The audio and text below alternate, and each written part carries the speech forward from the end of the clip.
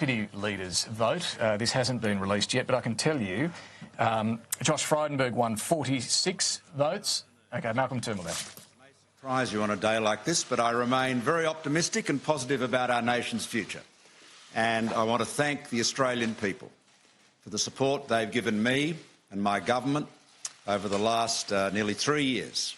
We've been able to achieve, as a progressive government, as a progressive Liberal coalition government, enormous reforms and very, very substantial achievements. You know, the foundation of everything you do in government is a strong economy. And we have delivered, as we promised, jobs and growth. You may have heard that before. We've got record jobs growth in Australia last year. We have strong economic growth, 3.1%, as you know, higher than any of the G7 economies. And that has enabled us to do so much more. Despite the minority position in the Senate and the one-seat majority in the House of Representatives, we've been able to deliver substantial taxation reforms, much more than many of you, probably any of you, thought possible. Substantial personal income tax reforms, the biggest in more than 20 years. Tax reductions for small and medium businesses, overwhelmingly Australian family-owned businesses. We've also been able to get on with the job of important historic infrastructure. I'm very proud that we are underway with Snowy Hydro 2.0. I know sometimes my opponents in the Labor Party say that I'm not committed to renewables. Well, I tell you, we're building and we're going to build the biggest single renewable project in Australia since Snowy Hydro 1.0. So that is a substantial commitment. Plus, we're getting on and building the Western Sydney Airport, the Inland Rail, and we'll build a railway from Melbourne out to Tullamarine. So many other big infrastructure projects. We've been able to do it because of strong economic growth. We've also taken a different approach. I have been a reforming Liberal Prime Minister. Of course, you know, one of the many difficult political challenges that we've faced, particularly in the coalition, has been the issue of marriage equality. Now, we have delivered that. Same-sex marriage is legal. We went through a postal vote, as you know, which was hugely successful, again, much more successful than many thought, and we have delivered that historic reform, a very substantial one.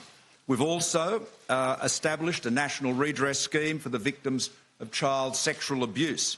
We've provided record support for mental health services and indeed for health services right across the board, whether it is hospitals, Medicare, pharmaceutical benefit scheme. None of those things could have been done without the strong economy that we've delivered. Our childcare reforms also have been once-in-a-generation reforms. But I have taken a different approach as a federal leader, as a federal government, to the way we engage with cities. As you know, historically, federal governments played a limited role, a sort of an ad hoc role with cities. And very often you had federal government, state government, local government, often moving in roughly the same direction but being a bit like ships in the night. The City Deals program has been a real innovation, a very, very welcome reform and working very well, enabling the first time to see federal government money systematically going into work in partnership with communities so that you agree on what your vision is and then get on and do it. I want to say also that keeping Australians safe is obviously the single most important priority of government. I've had outstanding ministers in that area, particularly Maurice Payne, the Defence Minister, and the Defence Industry Minister, Christopher Pyne, and we have embarked on the largest investment in our defence capabilities ever in peacetime. And of course, it's not simply a matter of ensuring that our men and women in the ADF have the capabilities both to give them the force they need and to ensure that they are safe in all of the circumstances they're engaging in, but it also is part of an agenda to ensure that defence industry, these advanced industries, provide the lead, the opportunities to build the Australian economy. It is all part of our economic plan. Clearly, as Prime Minister, I've had a great deal to do in terms of our international agenda. We've been able to secure, again, a reform or an achievement that many people thought was impossible, which was the Trans-Pacific Partnership. When Donald Trump pulled out of that, everyone thought it was dead. I was mocked, as you know, by some for keeping at it. But we managed to secure the TPP-11, Trans-Pacific Partnership continued. And the fact that it has continued not only creates export opportunities for Australians, but it also provides a foundation for a trade deal for the US to re-enter at some point in the future and for others to do as well. We've also, of course, I was able to secure and then maintain the resettlement deal with the United States for refugees on Manus and Nauru. That was a challenging exercise to maintain that, but of course hundreds of refugees are now being resettled without providing the incentive for the people smugglers to get back into business again, and maintaining that strong border protection has been critically important. I was also able to ensure that when the US put tariffs on steel and aluminium on countries right around the world, Australia was exempted from that. Again, a great example of the way in which I have sought always to stand up for Australian jobs, Australian workers and our industries. We've been able to ensure that we could bring back the rule of law in the building sector with the Australian Building and Construction Commission. That was obviously one of the double dissolution triggers, but again, many thought that was impossible, but we were able to achieve it. So I think it has been a challenging time to be Prime Minister, but I'm very proud of our record. I'm very proud of my government, my minister's record in achievement. So I want to thank them. I want to thank all my colleagues. I want to thank my staff. But, above all, I want to thank my wife, Lucy, for her love and support. I want to thank our children, Alex and his wife, Yvonne, and our daughter, Daisy, and her husband, James. It isn't easy being either married to or the child of a politician, let alone a Prime Minister. And often children get attention from the media and others that they frankly don't deserve in terms of, people wanting to sort of have a crack at their father by going after them. So it's been tough on them at times, but I want to thank them for their solidarity and loyalty and love. Our grandchildren, of course, great joy. I look forward to spending some more time with them and with Lucy. But finally, I want to thank the Australian people for everything they have done for me. It has been such a privilege to be the leader of this great nation. I love Australia. I love Australians. We are the most successful multicultural society in the world. And I have always defended that and advanced that as one of our greatest assets. We must never allow the politics of race or division or of setting Australians against each other to become part of our political culture. We have so much going for us in this country, and we have to be proud of it and cherish it. Now, I suppose I should say something about the events of the last week or so. Look, I think you all know what's happened. There was a determined insurgency from a number of people, both in the party room and sort of backed by powerful voices in the media, really to bring, if not bring down the government, certainly bring down my prime ministership. It was extraordinary. It was described as madness by many, and I think it's difficult to describe it in any other way. In the party room meeting today, I was impressed by how many of my colleagues spoke or voted for loyalty above disloyalty. How the insurgents were not rewarded by electing Mr Dutton, for example, but instead my successor, who I wish the very best, of course, Scott Morrison, a very loyal and effective treasurer. I want to thank him and of course, for his great work. But above all, I want to thank Julie Bishop. She is a very dear friend. We've been friends for over 30 years, which we sometimes wonder whether we should remind people of that. But nonetheless, she's a very dear friend. She's been an extraordinary foreign minister.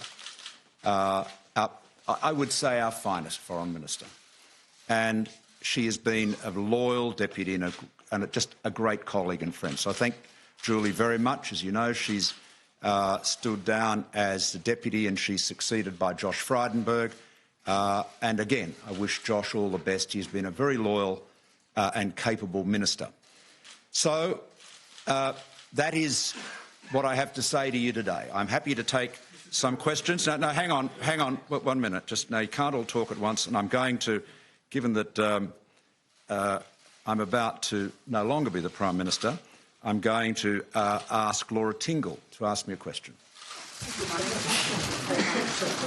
talked about bullies yesterday and you talked about the insurgency today. One of the frustrations that voters have had with your Prime Ministership is the sense that you conceded too regularly to the Conservatives and to the right. Do you regret doing that, given that they came for you anyway? And what is your view of what is going to happen to climate policy and energy policy now? OK, well, Laura, what I've done always is to try to keep the party together. And that has meant that from time to time I've had to compromise and make concessions. It's something I learnt from my first time as leader, that you have to work so hard to keep the show together. There are, and that's the bottom line. But if you look at what we've achieved, it's a very long list. In terms of energy policy and climate policy, I think the truth is that the coalition finds it very hard to get agreement on anything to do with emissions. The National Energy Guarantee was or is a vitally important piece of economic reform. It remains the government's policy, of course, but with a one-seat majority in the House, unless you can command all or almost all your votes, you can't get it passed. And I want to thank Josh for the work he's done on that. But it is, if I could say this, the emissions issues and climate policy issues have the same problem within the coalition of, bitterly entrenched views that are actually sort of more ideological views than views based, as I say, on engineering and economics. It's a bit like same-sex marriage used to be, almost an insoluble problem. Now we're able to sort that out, and that is a very significant achievement of my time as Prime Minister. I'm actually, I think, the first Prime Minister to actually support legalising same-sex marriage, but most importantly, was able to get it done. Now, as for what the future holds in terms of energy policy, again, you'll have to talk to Scott about that, but clearly there's a great foundation in the announcements we've already made arising out of the ACCC report. Now, the next person I'm going to invite to ask me a question is Mr Curry. The party is very split over this. This has exposed quite a strong fissure down the middle. What's your message on unity? Do you think the party can unify? Well, Phil, it's obvious. If the Australians will be just dumbstruck and so appalled by the conduct of the last week. To imagine that a government would be rocked by this sort of disloyalty and deliberate, insurgency is the best way to describe it. Deliberate destructive action at a time when, there are differences on policy, but frankly, all of them were able to be resolved with a little bit of goodwill. And of course, a month ago, as I said yesterday, we were, a little bit behind in the national polls and a little bit ahead on our own polls. So it will be, I think many Australians will just be shaking their head in disbelief as what's been done. So just go to Murpharoo there. Well, unity, Phil, is if you're not, the disunity is death in Australian politics, as everyone says, and it's perfectly obvious. But the people who chose, Peter Dutton and Tony Abbott and others, who chose to deliberately attack the government from within, they did so because they wanted to bring the government down. They wanted to bring my Prime Ministership down, and while the consequence is that I'm no longer PM, of course, instead of Mr Dutton being Prime Minister, we'll no doubt in due course we'll have Mr Morrison. Murphy. I've got so many questions, but I have to ask... We have plenty of time to ask them in the future. No, but I have to ask this one for news purposes because we all need to know. You did tell us yesterday that you intended to exit the Parliament. Yes. When do you intend to exit the Parliament? Is it now or is it at the next election? Oh no, I'll be leaving the Parliament not before too long. Okay. As I've always said, I've been very clear about that. It's not a secret. Now I'm just going to go to Chris Uhlmann. Is he here? No? OK, all right. What about you, KG? Mr Turnbull, do you have any regrets as you look back at the 3 years? Well, I'm sure if I have time to reflect on them, I'm sure I'll think of a few. But right at the moment, I'm really just I'm focused on taking a very positive approach to all of these issues. I think I've got great optimism for Australia. I'm proud of the achievements of the government. I'm proud. When I talk about my team in my office, Clive and Sally and Boldy and the whole team, I have never worked with a better team of people than I have in my office. They are outstanding. And we've run a very good government, in the sense that the Cabinet hasn't leaked very much, despite your best efforts to cause it to do so. We've been united. We've had a thoroughly traditional approach. So that's been good. OK, now, do I have a thoroughly traditional grandson? Here he is. Here's Jack. Here's Jack. And here's Daisy. And here's Alice and Lucy. So proud. OK, now I'm going to take a couple more. Jack, come on. Now, no, you're all right. Just come here. Just one more. Perhaps you, David? Yeah. Yes. The discussion about the ballot this week has been dominated by talk about the petition. You've been blamed in some quarters for chaos, in inverted commas. What do you say to those who say it was wrong for you to insist on the 43 names and to insist on those names? Well, look, I mean, this is a matter of political history, and we might just wrap up with that. But the fact is there was a leadership ballot on Tuesday, which I won convincingly. The proposition that there should be almost immediately another ballot is really unprecedented. So it was reasonable for me to say, well, if you want to call another party meeting, you better tell me why. Show me evidence that a majority want to do that. So insofar as there has been chaos this week, it has been created by the wreckers. I have done everything I can to maintain the stability of government and the stability of the party. But, of course, if people are determined to wreck, then, they will continue to do so. Yes? This would be a reasonable question. Do you have any interest at all in... I have no idea what he's going to ask. Just picking Jack up from school, maybe. Yes. He starts next year. From here on. No. This is. Look, I came into politics at the very mature age of 50, and I've had a very good time here in the Parliament. I've always been focused on what I can deliver for the Australian people. Again, the critical thing is, with politics, it's not about the politicians. That's why this week has been so dispiriting, because it just appears to be, vengeance, personal ambition, factional feuding, whatever you describe it. Hasn't had anything to do with 25 million Australians. And, the Australians we should be focused on, above all else, are these little ones. It is the next generation that we are working for here in this place.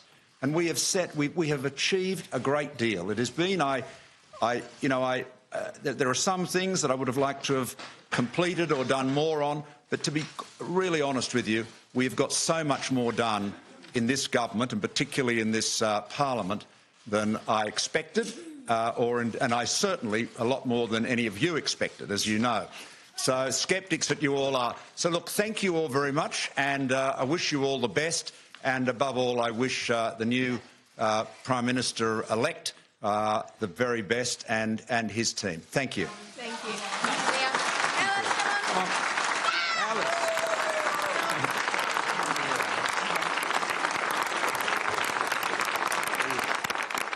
The applause, if you're wondering, they're not coming from the media, but on moments like this, the staff, the many staff in the Prime Ministerial office, officers and others crowd the courtyard for that moment, a moment in history.